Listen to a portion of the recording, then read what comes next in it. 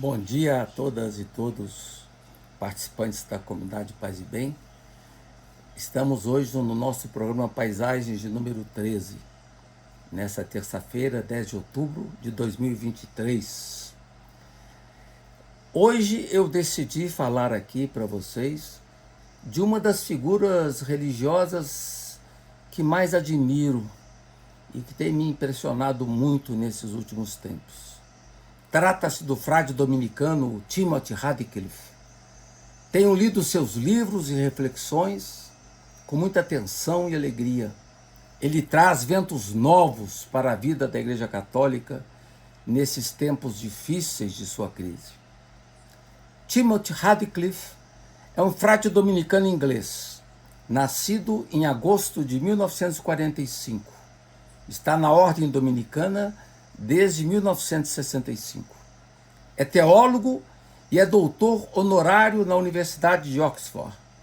Foi capelão do Imperial College, em Londres, e professor no seu convento, do qual foi igualmente prior entre 1982 e 1988. Eleito prior provincial da Inglaterra, exerceu o cargo entre 1988 e 1992, tendo igualmente sido presidente da Conferência dos Superiores Religiosos de Inglaterra e Gales. Foi também professor de Sagradas Escrituras na Universidade de Oxford. Eleito mestre-geral da Ordem dos Pregadores em 1992, viajou por todo o mundo em visita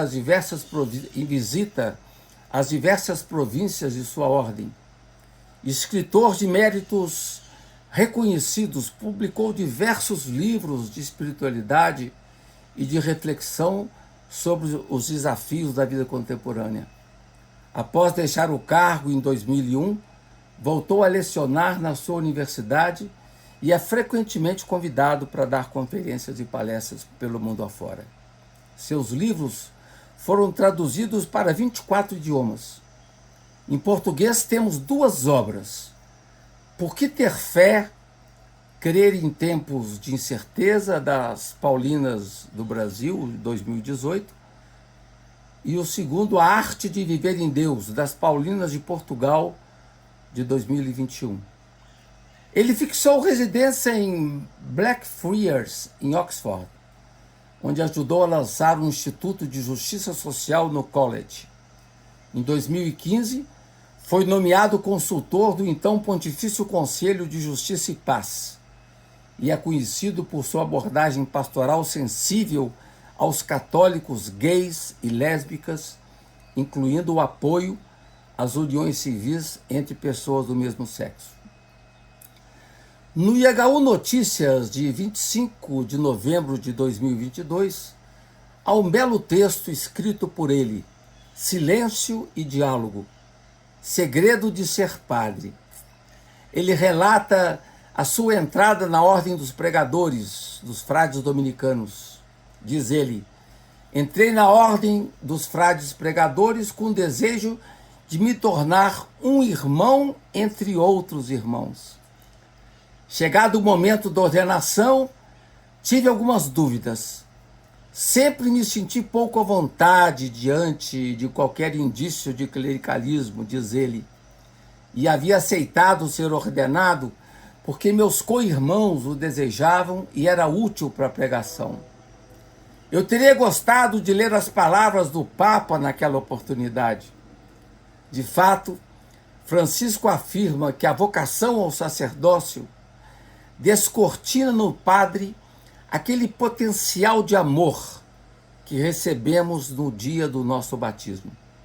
Foi exatamente isso, diz ele, que descobri também, experimentando que desde que sou sacerdote, a vida sempre se complica maravilhosamente.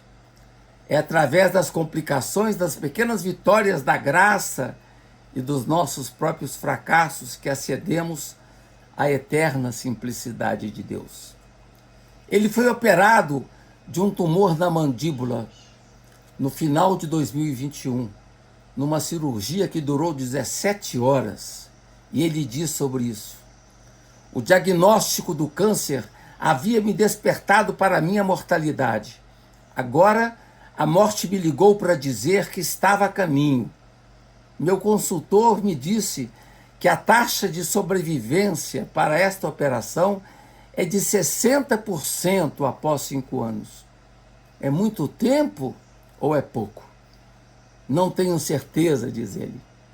Posso viver por muito mais ou muito menos tempo, mas certamente a convocação é para viver o agora. Relata que ficou no hospital por 5 semanas e continua: por um tempo, minha percepção de quem eu era foi posta à dura prova. Escritor e pregador, eu não conseguia pensar com clareza e às vezes não fazia ideia de onde eu estava. Normalmente, gosto de fazer muitas coisas, mas não conseguia fazer nada. Naquela humilde condição de privação, senti-me mais próximo do que nunca de Nosso Senhor, que se encarnou numa criança indefesa, totalmente dependente dos outros. Por dia, continua, sofri de uma sede terrível, mas a única coisa que podia fazer era umedecer os lábios. Pensava obsessivamente na sede que atormentava Israel enquanto vagava pelo deserto e repetia para mim mesmo: proveite nas águas de Meribá. Salmo 81:7. Naquele deserto árido, encontrei o homem que disse à samaritana junto ao poço: dá-me de beber, como está no Evangelho de João 4:7. E daquele homem que bebe água para beber e que morreu sedento na cruz. Em tal desolação, tudo o que realizamos é como nada. Desmoronam as imagens que montamos de nós mesmos e nos encontramos lado ao lado do Filho do Homem que se fez o último. O dominicano continua sua reflexão. Conheci muitos bispos excelentes, mas apenas um foi um verdadeiro pai para mim, Francisco, bispo de Roma. Após a cirurgia, dormi quase 30 horas, recobrando a consciência apenas por poucos instantes, enquanto estava na sala de terapia intensiva. Naquele período, o meu prior me trouxe um bilhete escrito à mão para mim. Vinha de Francisco. Um exemplo típico da forma como ele exerce a sua paternidade episcopal.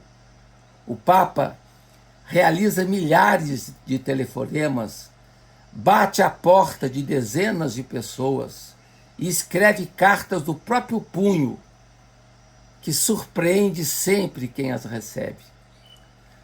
Lembro-me, diz Radcliffe, lembro-me com alegria de um magnífico texto que escrevi, diz ele, e que foi publicado no Instituto Humanitas no dia 15 de agosto de 2020. O texto trata de um tema muito particular. Para que você está aqui? Essa é uma pergunta essencial que devemos todos fazer ao longo de nossa trajetória no tempo. Timothy, que estava na ocasião para completar 75 anos, e tinha lançado um livro muito bonito chamado Alive in God, A Christian Imagination. No texto publicado no IHU sobre o livro, ele faz uma reflexão em torno do primeiro livro de Reis, no capítulo 19, que trata de um tema essencial para todos nós. Depois de caminhar 40 dias e 40 noites até a montanha de Deus, no Monte Horebe, Elias recebe numa gruta onde passou a noite uma pergunta de Javé: para que estás aqui? Essa é a pergunta fundamental, semelhante à que fez Caetano Veloso na canção Cajuína: existirmos, para que será que se destina?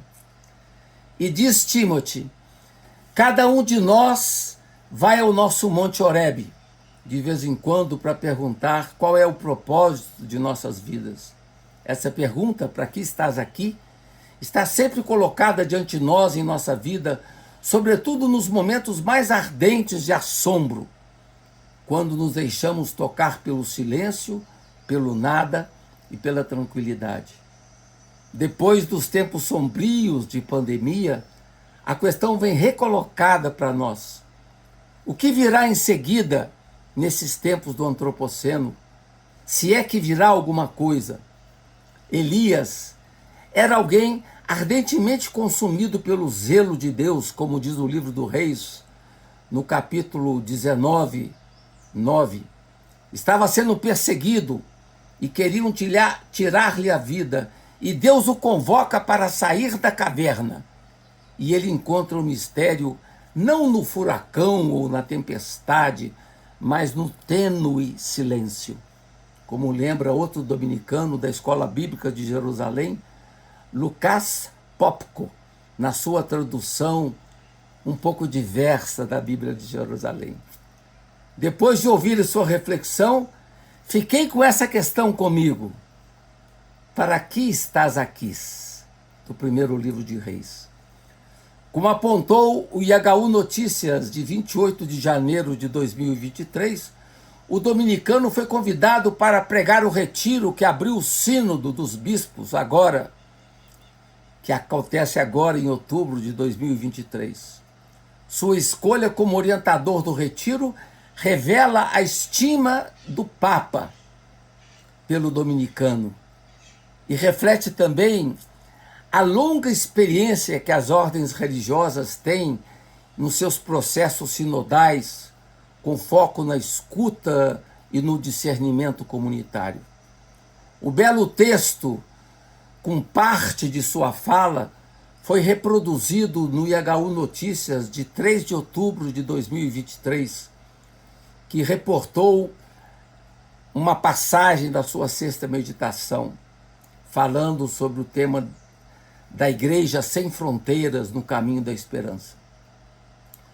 O religioso concentrou sua fala no tema da verdade, em particular no espírito da verdade. Ele disse: quaisquer que sejam os conflitos que encontramos pelo caminho, temos a certeza disto. O espírito da verdade nos conduz à verdade total. Este não é um caminho fácil, diz Radcliffe, mas é um caminho que inclui também ouvir coisas desagradáveis, como os abusos e corrupções que ocorrem na igreja hoje. Um pesadelo, sublinha o religioso. Uma verdade vergonhosa, que, no entanto, uma vez enfrentada, nos liberta. Em última análise, continua o pregador, mesmo que os dias do sínodo sejam dolorosos, como as dores do parto, no fim, guiados pelo Espírito Santo, chegaremos a uma igreja renascida. E isso é também mais necessário, quanto mais a sociedade contemporânea foge da realidade. Prova disso são aqueles que fecham os olhos às catástrofes ecológicas, ou fecham os olhos aos milhões de irmãos e irmãs que sofrem crucificados pela pobreza e pela violência. Em vez disso, diz ele, devemos ter a coragem, a força da mente para ver as coisas como elas são, para viver no mundo real, sem ilusões, preconceitos, medos, ideologias, orgulho. Isso significa ser podado, como acontece com uma videira para que dê mais frutos. Ele recorda aos bispos, no sínodo, a sua experiência pessoal de ser podado durante a longa permanência para a cirurgia que mencionamos anteriormente. Ele lembra: eu era um doente acamado na enfermaria, sem nada para dar. Eu não conseguia nem orar. Eu dependia de outras pessoas, até mesmo para as necessidades mais básicas. Foi uma poda terrível. mas também foi uma bênção para mim. De fato, naquele leito do hospital, Radcliffe abandonou-se ao amor absoluto, livre e imerecido do Senhor. É isto, portanto, o que os participantes no sínodo são chamados a fazer, lembra o dominicano. Abrir os seus corações e suas mentes à amplitude da verdade divina, perdendo, num certo sentido, o controle para deixar Deus ser Deus. E diz ele, e seguir sempre o exemplo da juventude, dos jovens, das suas inquietações. Padre Radcliffe deixa então espaço para uma memória pessoal, a de sua longa permanência no hospital. De fato, naquele leito, ele abandonou-se ao amor de Deus.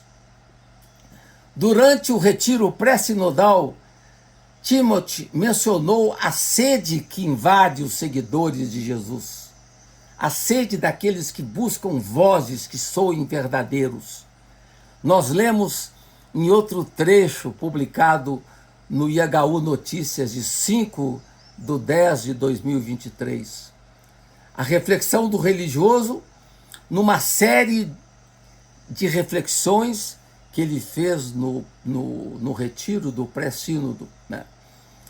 Sobretudo o tema da sede daqueles que buscam vozes que soem verdadeiras. A reflexão foi a seguinte, e é muito bonita, reflexão feita para toda uma igreja desacreditada pelos abusos sexuais e que também escandaliza o mundo inteiro.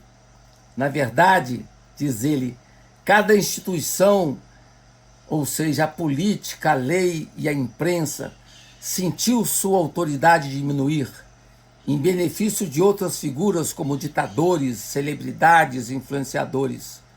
Mas é precisamente nesse contexto global, alimentado não pela autoridade, mas por contratos, que o mundo tem fome de vozes que falem com autoridade sobre o significado das nossas vidas.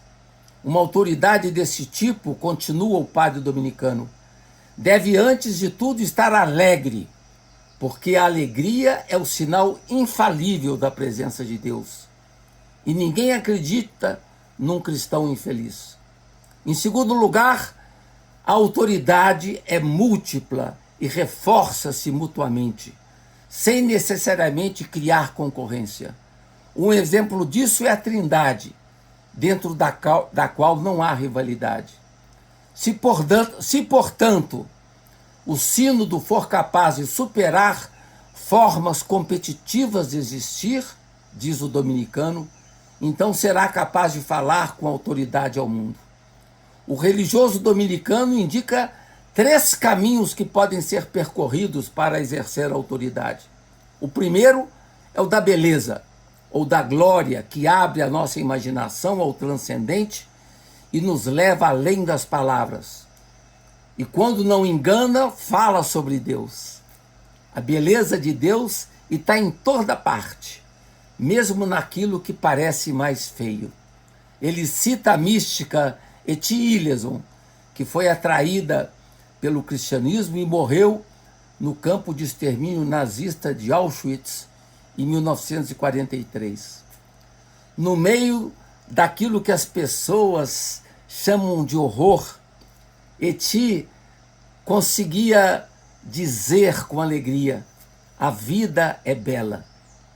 O segundo caminho, diz Radcliffe, a seguir no caminho da autoridade é o da bondade, a mesma que nos oferece o testemunho dos santos, que tem a autoridade da coragem, convida-nos a acompanhá-los na arriscada aventura da santidade, a renunciar ao controle da nossa vida e a deixar Deus ser Deus.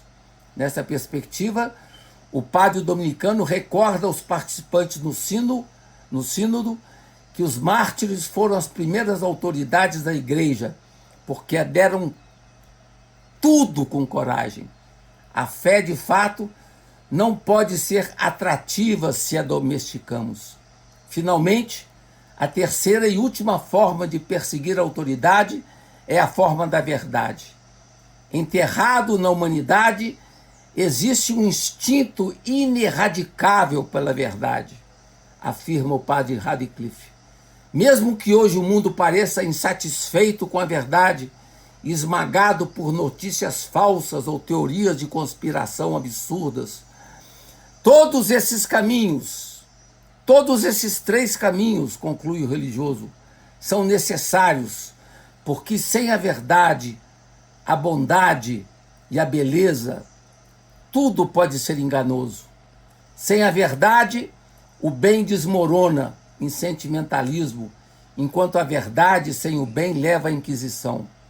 Daí o convite dirigido aos participantes ao sínodo, dos participantes no sínodo, para que não caiam no racionalismo árido ou na superstição, devido à autoridade exclusiva da razão ou da experiência religiosa.